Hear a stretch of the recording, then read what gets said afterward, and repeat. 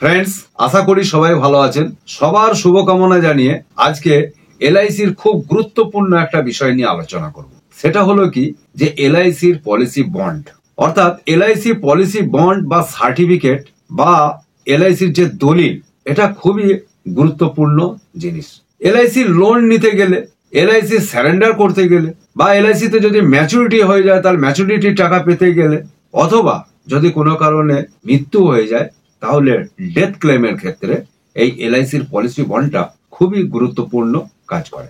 LIC long term বা দীর্ঘদিনের policy হওয়ায় দরকারের সময় দেখা যাচ্ছে যে এই এলআইসির পলিসি বন্ডটা আর খুঁজে পাওয়া যাচ্ছে না। অনেক ক্ষেত্রেই দেখা গেছে যেটা আর খুঁজে পাওয়া যাচ্ছে না, তখন ওই পরিবারের মধ্যে, ফ্যামিলির মধ্যে একে অপরের ওপর দোষারোপ করতে থাকে, এমনকি তুমুল অশান্তি ঝগড়া শুরু হয়ে যায়। কারণ এখানে টাকার ব্যাপার। এটা অনেকটা গাফিলতি বা নেগলিজেন্সির জন্য হয়ে থাকে। তাহলে এর কি কোনো উপায় নেই? যেমন বাড়ির জমির দলিল যদি হারিয়ে যায় তাহলে ডুপ্লিকেট দলিল অনেক সময় বের করতে হয়, তার জন্য কাঠখড় পোড়াতে হয়। ঠিক তেমনি এলআইসির এই পলিসি বন্ড ডুপ্লিকেট বার করতে গেলে বা বিকল্প ব্যবস্থা করতে গেলে এরও তেমনি সরকারি জিনিসের একটা কাঠখড় যেরকম পোড়াতে হয়, তেমনি এলআইসি দলিলের ক্ষেত্রেও সেরকম ব্যবস্থা আছে। সেই ব্যবস্থাগুলো পরপর কিভাবে করতে হয় সেটা এবার আমি বলবো। 1 নম্বর, সাদা কাগজে কিভাবে কোথায় হারিয়েছে সেগুলো বর্ণনা দিয়ে লোকাল থানায় একটা জিডি করতে হবে, অর্থাৎ জেনারেল ডায়েরি করতে হবে। এই ডায়েরি করার পরে ডায়েরিটাকে নিয়ে যে ব্রাঞ্চে এলআইসিটা করা হয়েছিল সেই ব্রাঞ্চ অফিসে যেতে হবে। গিয়ে দেখালে ডুপ্লিকেট পলিসি বন্ডের জন্য কিছু ফর্ম দেবে। তার প্রথমে বলবো ডায়েরি, জেনারেল ডায়েরি। ধরুন যে কোনো থানা এলাকায় গেলে এরকম ডায়েরিটা করা হয়, আর গোল স্ট্যাম্প দেবে, জেনারেল ডায়েরি একটা নাম্বার দেবে এবং তারিখ দেবে। এটা হলো জেনারেল ডায়েরি। এটাকে নিয়ে এলআইসি অফিসে যেতে হবে, ব্রাঞ্চ অফিসে। তারপরে যে ফর্মগুলো দেবে সেটা হচ্ছে অ্যানেক্সার 1 কোয়ারি ফর্ম, এই যে। তারপরে এখানে ফর্ম নাম্বার হচ্ছে 3510, এই ফর্ম। এবং একটা ম্যাটার দেবে, সেটা 50 টাকা স্ট্যাম্প পেপারের ওপরে টাইপ করতে হবে, দিয়ে কোর্টে ওই অ্যাডভোকেটের কাছে নোটারি করতে হবে। সেটা হচ্ছে এইটা, এইরকম নোটারি। দেখুন এই যে 50 টাকা স্ট্যাম্প পেপার আছে, এর ওপরে যে ম্যাটারটা এলআইসি দেবে সেইটা এখানে টাইপ করতে হয়েছে। এই পরপর টাইপ করতে হয়েছে এরকম। এই টাইপটা করার পরে এবারে পলিসি হোল্ডার সই করবে। তারপরে পরপর দুজন এখানে সাক্ষী বা উইটনেস দিতে হবে। এটা গেল ওই কোর্টের কাগজ। এবারে এই যে কাগজগুলো হলো, এইগুলো হওয়ার পরে যদি আমি ডুপ্লিকেট পলিসি বন্ডটা নিতে চাই তাহলে করতে হবে কি, এলআইসিতে একটা ফিস জমা দিতে হবে।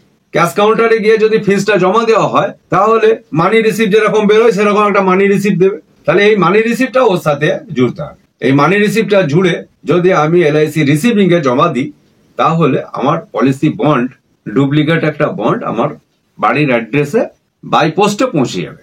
এটা গেল ডুপ্লিকেট পলিসি বন্ড পাওয়ার ক্ষেত্রে। এই বন্ডটা কখন কাজে লাগে না, যদি হঠাৎ করে আমার কোনো লোন দরকার হয়ে থাকে তাহলে আমার এই বন্ডটা কাজে লাগে। এবারে যদি আমি পলিসিটা সারেন্ডার করি আর দেখা গেল পলিসি বন্ড হারিয়ে গেছে, অথবা দেখা গেল ম্যাচুরিটি যদি আমি নিই, পলিসি বন্ড হারিয়ে গেছে, বা যদি ডেথ ক্লেম হয় আর সেই সময় পলিসি বন্ড দরকার হয়, তাহলে যদি আমি ডেথ ক্লেম করি তাহলে আর ওই এলআইসি অফিসে ফিসটা জমা দিতে হবে না। আমার ডুপ্লিকেট পলিসি বন্ডটা দরকার নেই, কিন্তু যা যা করণীয় গুলো আছে সেগুলো করতে হবে। এলআইসি অফিসে খালি ফিসটা দিতে হবে না। তাহলে কি হলো, যেগুলো করেছি সেগুলো তো থাকলো, তার সাথে এবারে যদি আমি ওই সারেন্ডার করি তাহলে policy holder surrender form fill up করবেন, সাথে ওই আধার, প্যান আর ব্যাংক ডিটেলস সঙ্গে দেবে। আর যেগুলো দিয়েছে তার সাথে একসাথে ফিল আপ করে যদি রিসিভিং এ জমা দিই তাহলে আমার যে এলআইসি পলিসির সারেন্ডার ভ্যালুটা সেটা আমার ব্যাংকে ট্রান্সফার হয়ে যায়। এবারে যদি ডেথ ক্লেম হয়, ডেথ ক্লেমের ক্ষেত্রেও ওই ব্রাঞ্চ অফিসে যে ফিসটা সেটা জমা দিতে হবে না। যা যা কাগজ আমার জোগাড় হয়েছে সেগুলোর সাথে ডেথ ক্লেমের ফর্ম, তার সাথে যে পলিসি হোল্ডার ডেথ হয়েছে তার যে ডকুমেন্ট গুলো ছিল, আধার, প্যান, তার সাথে নমিনি যিনি আছেন ক্লেম করবেন তার আধার, প্যান এবং ব্যাংক ডিটেলস, ফোন নাম্বার সমেত একসাথে জমা করলে তাহলে তেনার ওই ডেথ ক্লেমের যে অ্যামাউন্টটা হবে সেইটা কিন্তু ব্যাংকে ট্রান্সফার হয়ে যাবে। এবারে যদি ম্যাচুরিটি হয়, ম্যাচুরিটি হলে ওই এলআইসি অফিসে যে ফিসটা দেওয়ার কথা সেটাও দিতে হবে না। যা যা কাগজ আমার হয়েছে সেগুলোর সাথে ম্যাচুরিটি ফর্ম ফিল আপ হবে, পলিসি হোল্ডারের আধার, প্যান, ব্যাংক ডিটেলস সাথে দিলে ম্যাচুরিটি যে ক্লেমটা হবে সেটা ব্যাংকে ট্রান্সফার হয়ে যাবে। এবারে একটা কথা বলে রাখি, যেভাবে আমি টাকা নিতে চাই না কেন প্রত্যেকটা ফর্মের ক্ষেত্রে কিন্তু উইটনেস লাগে। উইটনেস মানে সাক্ষী লাগে। বিশেষ করে যে এজেন্ট করেছেন সেই এজেন্ট থাকলে এজেন্টই সাক্ষী দিয়ে দেন, অথবা অন্য কেউ যাদের স্ট্যাম্প আছে তাদের করলে ভালো হয়, এরকম সাক্ষী লাগে।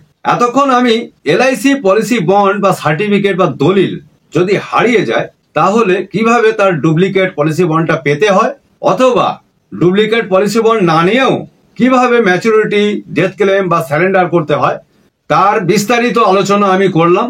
এই সম্পর্কে যদি কোনো প্রশ্ন ও মন্তব্য থাকে তাহলে কমেন্টে জানাবেন, আমি যথাসাধ্য উত্তর দেওয়ার চেষ্টা করব। ইতিমধ্যে এলআইসি পাবলিক সাপোর্ট চ্যানেলটিকে যারা সাবস্ক্রাইব করে রেখেছেন তাদেরকে অসংখ্য ধন্যবাদ।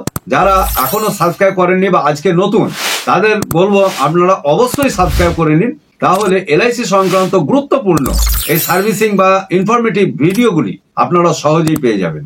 আজকে এই পর্যন্তই। সবাইকে শুভেচ্ছা ও অভিনন্দন জানিয়ে আজকের ভিডিও এখানেই শেষ করছি। ধন্যবাদ।